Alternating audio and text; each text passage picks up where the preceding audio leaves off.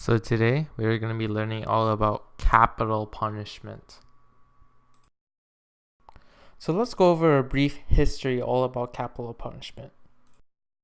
It wasn't a mere coincidence that all around the world people were being punished with death. It was more like it was the most simple and easy way to deal with things. Caught breaking into someone's house a couple thousand years ago? You got your head chopped off on a guillotine. You got red hair. An angry mob would show up at your door trying to burn you alive. And those are only two of some unreasonable crimes. It just really goes to show what type of things were going on back in the day. Fast forwarding now to the year of 1922, a special case in Canada.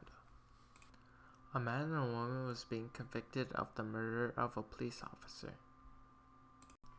The woman named Florence Lisandro had admitted to the murder, claiming that she was the one who did it and acted on it. The woman's way of thinking was, if I claim that I murdered him, my husband won't get hanged, and then they won't hang me either, because women don't hang. Unfortunately, she was punished and hanged soon after. Today, capital punishment comes in moderation, and in some places, it doesn't come at all. One of those places being the place where we live in now, Canada. On the political spectrum, usually people on the left side, the liberals, don't really care for capital punishment. They see it as barbaric and unnecessary. This is part of the reason why capital punishment is banned in Canada. It's because Canada has been ruled by a Liberal Party for a majority of its years. The right side of things often side with capital punishment. Capitalists often don't really think very highly of criminals and murderers. They would rather not share the world or their society with them. So now let's go over some advantages of capital punishment. In China, it is a super common practice to harvest the organs from the executed individuals. These organs then go on and are used on individuals that are in the need of them. So in China, not only does capital punishment get rid of the murderers who might possibly reoffend, but they also potentially save lives.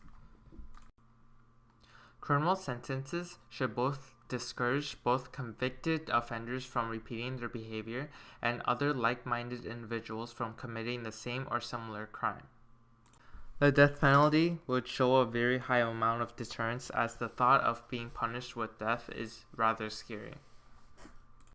One of the biggest problems of today's justice system is the way we treat all criminals, no matter their crimes and what they have done. If you are sent to jail, you aren't going to be sent to a different jail depending on what kind of crime you did. All the criminals, if you did murder, if you stole, if you did fraud, all end up in the same jail. Let's make up an example here to help you guys better understand it. Let's say this is Phil. Phil has been convicted for fraud and he has been sentenced to 5 years in prison. Bill isn't tough or hard by any means, he just got caught up with the wrong crowd and now he's in jail for what he's done.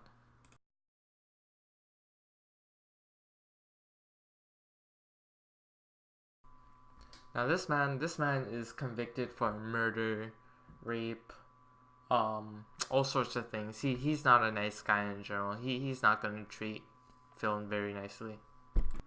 Let's say after he walks into the cell, sits down for a bit, their first interactions go a little bit something like this. Hey boy, you're kind of cute. Kind of remind me of some female, you know what I'm saying? Why don't you do me a favor and go pick up that book at the bottom of the floor right there? I kind of don't want to pick up that book. And what happened after, you may wonder? Phil picked up the book. Phil picked up the book because he no longer had a say in what things he could do anymore. He no longer had a say in who he has to surround himself with, who he has to be with. Is quite frankly, for all he knows, he's stuck with that guy for the rest of his sentence. But a way of avoiding this could have been, instead of sentencing his cellmate to life in prison, they could have just sentenced him to a death penalty. What I'm trying to get at this point is, once you've been labeled a criminal, nothing is different amongst you guys except for the amount of time you are sentenced to jail for. Not all who break the law are the same, and it is unfair to treat them the same. So some disadvantages to capital punishment. Every case, every murder, every crime, the situations for it are all different. You cannot give the same punishment for every single situation, as it is implausible and unnecessary.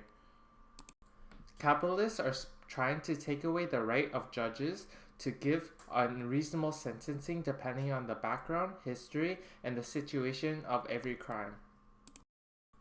It would be extremely unfair to give a death sentence to someone who accidentally murdered someone.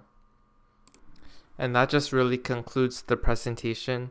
I want you guys to take away the message, not that capital punishment is necessarily good, but capital punishment can do good under a controlled and good legal system.